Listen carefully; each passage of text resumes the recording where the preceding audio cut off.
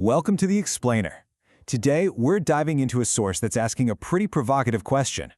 What if the conflict between the US and Iran isn't really about geopolitics at all? What if it's about business?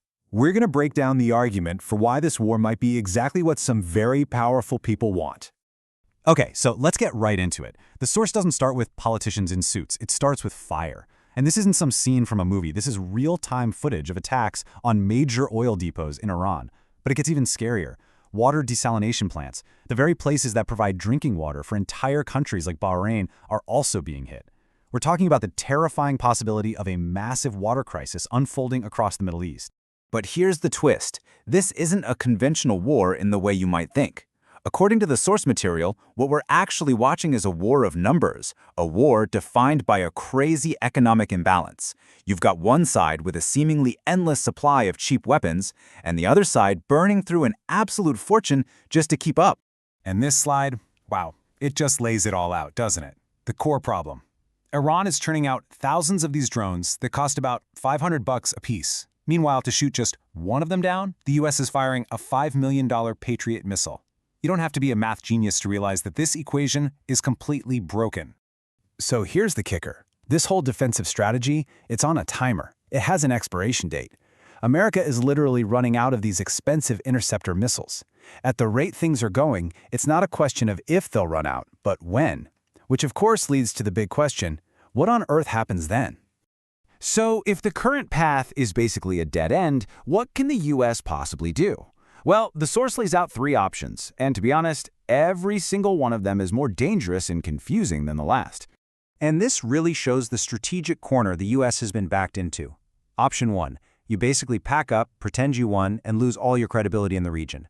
Option 2, you get stuck in another brutal, unwinnable ground war, and we all remember how that went in Afghanistan. And option 3, well, that's just the unthinkable. None of these look like winning moves for a superpower. And if you're looking for the official reasoning for all this, the source says it just makes things even more mysterious. The whole idea of preemptive strikes is compared to this bizarre logic that, let's be honest, sounds completely nuts. It doesn't clear anything up, it just makes the whole thing seem more absurd. And this is the question that gets to the absolute heart of the source's argument.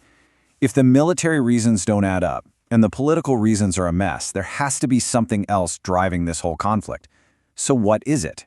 And here's the big reveal. The source argues that to understand this war, you need to stop looking at a map of the Middle East and start looking at a corporate balance sheet. The real motivation here isn't ideology. It's profit. Now, at the center of this whole profit motive is this powerful, self-feeding system that the source calls the Iron Triangle.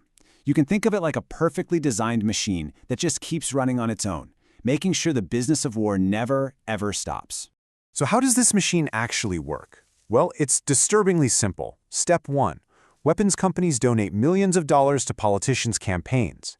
Step 2.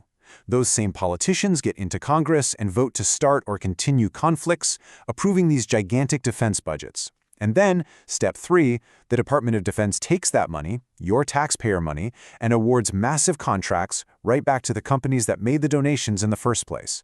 See the loop? And if you want to know just how good this business is, just look at this case study. The source points to a company like Lockheed Martin. A political donation of around $1 million is followed by over $33 billion in government contracts in 1 year. That's not just a good return on investment, that's an absolutely staggering, mind-blowing business model. But look, according to the source, this isn't just about one company, or even one conflict. This is the playbook. It's a business model that has been polished and perfected for decades, and it's been rolled out all over the world.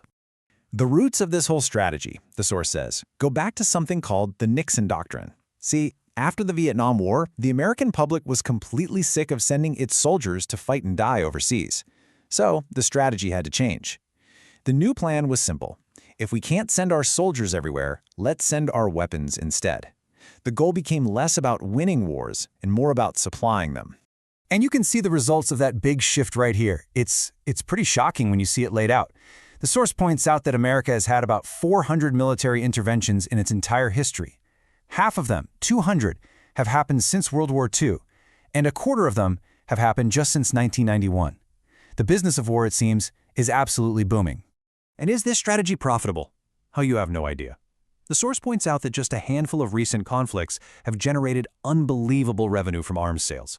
We're talking $30 billion from the Syrian civil war, $100 billion to Saudi Arabia for the war in Yemen, and $20 billion just since last year in the Israel-Palestine conflict. The numbers are just staggering. Okay, so, in a world where war has become a global commodity, a product to be sold, where does a major independent nation like India fit into all this?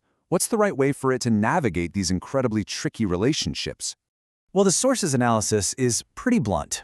It argues that if you look at history, neither the United States nor Iran has been a consistently reliable ally for India. Both have actually supported India's rivals in past wars, and at the end of the day, both countries are always going to pursue their own national interests, even if it's at India's expense. And all of this leads to a very powerful conclusion presented in the source material, that India is fundamentally on its own. It suggests that in a world driven by profit and self-interest, the only logical path forward is for India to prioritize its own national interest, first, last, and always. So, we've walked through this entire argument from the source, this idea that the modern war machine is really driven by profit. And it leaves you with a really tough final question, doesn't it?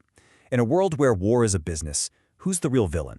The people who start the fires, or the people who sell the fuel and get rich off the flames? That's something to think about.